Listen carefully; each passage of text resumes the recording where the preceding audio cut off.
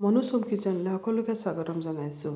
মই আজি এটা মিঠা ৰেচিপি লৈ আহিছোঁ। তাৰ কাৰণে মই 2 কাপ আটা লৈছোঁ, 2 চামুচ বেচন লৈছোঁ আৰু অলপ এচিকুট নিমখ দিছোঁ যিহেতু মিঠা বস্তু বনাম, আৰু আধা চামুচ মই বেকিং পাউডাৰ দিছোঁ, আৰু ইয়াত মই চেনি গুড়ি কৰি লোৱা চেনি আধা কাপ দিছোঁ। দি পেলাই এইখিনি খুব ভালকৈ মই মিক্স কৰি ল'ম। এইখিনি খুব ভালকৈ মই মিক্স কৰি ল'ম যাতে গোটেইখিনি বেচন, চেনি, নিমখ, বেকিং পাউডাৰ যাতে ভালকৈ মিক্স হয়। আৰু যদি আপোনালোকে পাৰে তেতিয়াহ'লে চালনীৰে চালি ল'ব পাৰে, তেতিয়া আৰু বেছি ভাল হ'ব। চালনীৰে চালি ল'লে মানে গোটেইখিনি খুব ভালকৈ মিক্স হৈ যাবগৈ।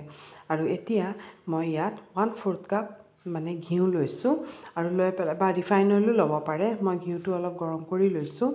ৰিফাইন অইলো ল'ব পাৰে বা ঘিউ ল'ব পাৰে, কিন্তু ঘিউটোত তাৰ টেষ্টটো অলপ বেছি ভাল হয়। এতিয়া ঘিউখিনি দি পেলাই মই খুব ভালকৈ এইখিনি মিক্স কৰি ল'ম, আৰু এইদৰে যাতে গোটেই আটা আৰু ঘিউ ভালকৈ যাতে মিক্স হয়, এইধৰণে খুব ভালকৈ মিক্স কৰি ল'ব। আৰু মই এতিয়া যিখিনি বাচি আছিলে গোটেইখিনি মই ভালকৈ মিক্স কৰি ল'লোঁ। আৰু এইটো ধ্যান ৰাখিব যাতে একেবাৰে বেছি ঘিউ নহয়। বেছি ঘিউ হ'লে যেতিয়া আমি তেলত দিম এইটো ফাটি যাব পাৰে। সেইকাৰণে অলপ ইমানখিনি ঘিউ দি পেলাই এইখিনি ভালকৈ মিক্স কৰি ল'ব। আৰু ইয়াত মই এতিয়া ৰুম টেম্পাৰেচাৰ পানী দিছোঁ। মই গৰম পানী লোৱা নাই, এনেই আমি নৰ্মেল যিটো পানী ব্যৱহাৰ কৰোঁ সেই পানী দি পেলাই এইখিনি এটা ডো মঠি ল'ম। আৰু ডোটো পানী একেবাৰে কম দি মঠিব, কাৰণ আমি ইয়াত চেনিৰ পাউডাৰ দিছোঁ, সেইকাৰণে চেনি আছে আৰু ডোটো একেবাৰে পটককৈ ঢিলা হৈ যাব পাৰে। সেইকাৰণে অলপ ডোটো কিন্তু টাইট হ'ব লাগিব, তেতিয়াহে আমি যিটো বনাইছোঁ এইটো খুব ক্ৰিস্পি হ'ব। আৰু এতিয়া এইটো মই 20 মিনিটৰ কাৰণে ঢাকি পেলাই থৈ দিম। এতিয়া এইটো ছেট হৈ যাব। আৰু এতিয়া এইটো মই ভালকৈ মই কিন্তু আটাৰ নিচিনা পূৰা মঠা নাই, অকল গোটহে খুৱাইছিলোঁ। আৰু এতিয়া এই ধৰণে কৰি ল'ব। মই যি ধৰণে কৰিছোঁ এই ধৰণে কৰি ল'ব। কৰি পেলাই এতিয়া মই এইটো কি ধৰণে বনাম দেখাই আছোঁ। মই এটা লাডু লৈ লৈছোঁ, লৈ পেলাই এইটো অলপ ৰুটিৰ নিচিনা বেলি ল'ম। আৰু এইটো মই কিমান থিক বেলিছোঁ মই এইটো দেখাই দিম। ইমান পাতল বেলিব নালাগে আৰু ইমান মোটাও বেলিব নালাগে। মই অলপ এটা থিকনেছ এটা থাকে, এয়া চাওক, এইটো চাওক, এই থিকনেছটোৱেই মই ৰাখিছোঁ, আৰু এই থিকনেছটোত এইটো বেলি ল'ব। আৰু এতিয়া এইটো আমি যিটো শ্বেপ আপোনালোকে বিচাৰে সেই শ্বেপত কাটি ল'ব পাৰে। মই এইটো শ্বেপ দি দিছোঁ। আৰু গধূলি আমাৰ চাহ খাবলৈ কিবাকিবি সদায় প্ৰয়োজন হয়, আৰু এই ৰেচিপিটো বনাই পেলাই বহুত দিনলৈকে ষ্ট'ৰ কৰিও ৰাখিব পাৰি। এই ৰেচিপিটো বনাই পেলাই থ'ব পাৰে। আৰু এতিয়া এইটো মই আকৌ এইটো স্কুৱেৰ শ্বেপত আকৌ ধুনীয়াকৈ এইটো কাটি ল'ম। আৰু যদি কোনোবাই মিঠা নাখায় তেতিয়াহ'লে ইয়াত মিঠা নিদি পেলাই বনাব পাৰে, অকল নিমখীয়াও বনাব পাৰে। মই কিন্তু ইয়াত অলপ মিঠা দি দিছোঁ।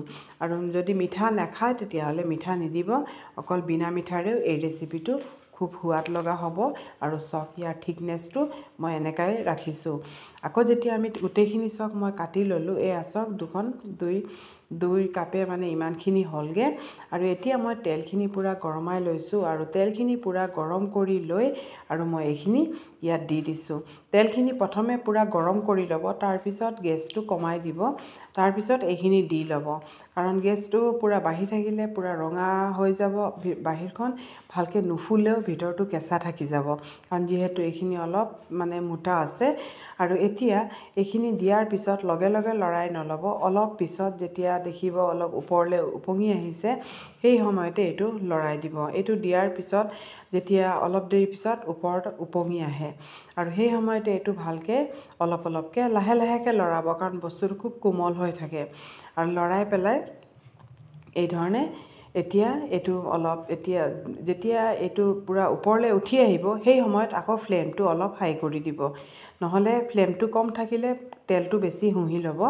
আৰু ফ্লেমটো হাই কৰি পেলাই এতিয়া অলপ কালাৰ অহালে ভাজি থাকিব। আৰু চাব এইটো নিজে নিজে বহুত ফুলি যায়। আৰু যেতিয়া কালাৰ এটা আহিব, এয়া চাওক, এটা খুব ধুনীয়া কালাৰ এটা আহিছে। যিটো কালাৰ আপোনালোকে ৰাখিব বিচাৰে সেই কালাৰত আপোনালোকে নমাই দিব, কিন্তু অলপ কম কালাৰ থাকোঁতেই নমাব।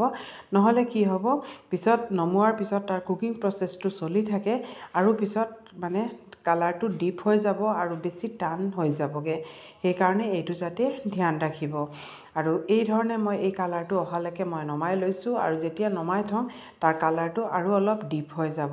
আৰু এইটো আমি গধূলি চাহ খাবলৈ সদায় খাব পাৰিম, কাৰণ ইয়াত অকল আটাৰেহে মই বনাইছোঁ। মই একো ময়দা ইয়াত ব্যৱহাৰ কৰা নাই আৰু সেইবাবে ভাবিলোঁ আপোনালোকৰ লগত শ্বেয়াৰ কৰোঁ।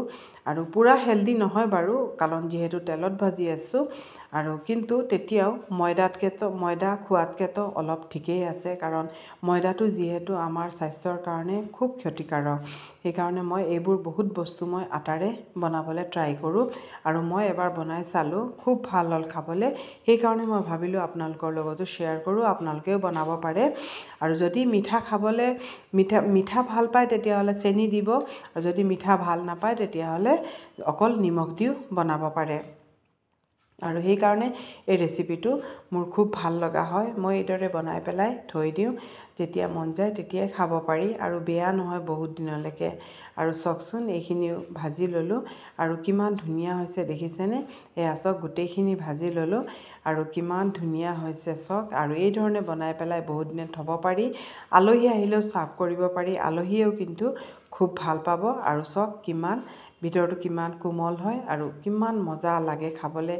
আপোনালোকে এবাৰ ট্ৰাই কৰি চাবচোন।